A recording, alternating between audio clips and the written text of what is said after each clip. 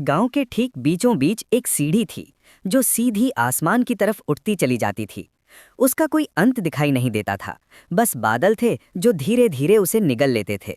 गांव वालों का विश्वास था कि ये सीढ़ी उन्हें स्वर्ग तक ले जाती है। साल में 2 बार उत्थान दिवस मनाया जाता था।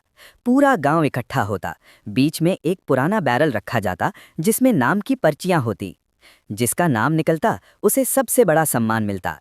लोग तालियां बजाते, दुआएं देते और गर्व से उसके चेहरे को देखते रहते। उसकी बहन चुपचाप उसके बाल संवार रही थी। उसके हाथ कांप रहे थे, आंखें नम थीं, लेकिन होठों पर मुस्कान थी। उसे गले लगाते हुए उसने बस इतना कहा, चुने जाने के बाद हम फिर मिलेंगे। एक बुजुर्ग आगे बढ़ा। उसने उसके सीने पर हाथ रखा, जैसे दिल की धड़कन सुन रहा हो। एक पल तक वो उसे ध्यान से देखता रहा, फिर बिना कुछ कहे एक तरफ हट गया। यही इशारा काफी था। नारों और दुआओं के शोर में वो सीढ़ियों पर चढ़ने लगा। उसके कदम मजबूत थे, लेकिन दिल बेचैन था।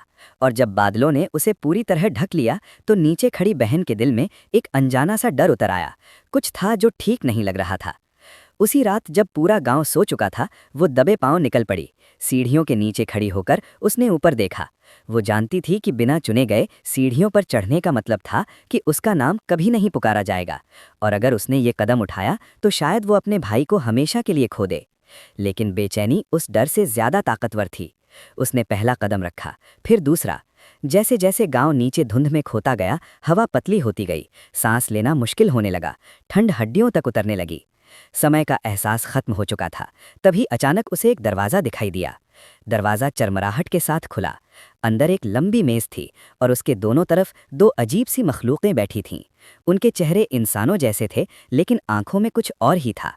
उनमें से एक ने धीरे से हाथ बढ़ाया और सबसे बड़ी ट्रे का ढक्कन उठा दिया। वो सांस लेना भूल गई। ट्रे के अंदर उसका भाई था, भुने हुए मांस की तरह बंधा हुआ। उसके मुंह में एक सेब ढूंसा हुआ था। उसकी आंखें हल्के हल्के झपक रही थीं। वो जिंदा था। एक चीख उसके गले में अटक गई।